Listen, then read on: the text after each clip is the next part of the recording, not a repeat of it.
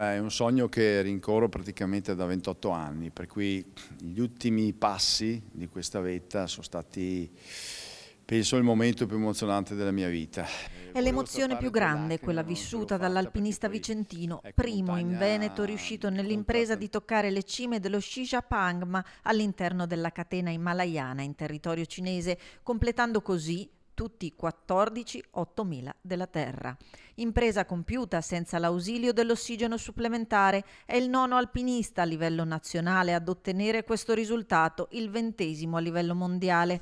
Ci trasmette il suo bagaglio di emozioni, le difficoltà nella salita, sciolte alla vista del sole, l'abbraccio del calore per poter dire è fatta dopo una scalata notturna a meno 30 gradi.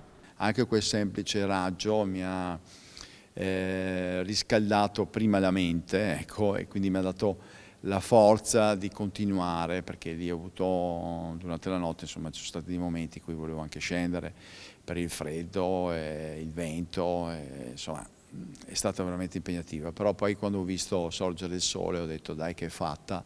Un'avventura tanto bella quanto pericolosa, nelle parole della guida alpina di Lonigo che è stata ricevuta dal sindaco di Vicenza Giacomo Possamai e quello di Lonigo Pierluigi Giacomello. Ore vissute a contatto con quella montagna da 8027 metri, che appare ai suoi occhi come un gigante buono che nasconde però insidie, i venti, il pericolo delle valanghe. Io ho dovuto gestire anche la paura perché su questa montagna ho perso anche degli amici, è una montagna che tecnicamente non è impegnativa, molto molto difficile, però nasconde delle insidie. Una di queste appunto è che è molto molto valanghiva, quindi c'era un alto rischio di valanghe. Con lui in vetta c'era anche un po' di Veneto, nello zaino la bandiera delle Olimpiadi Milano Cortina.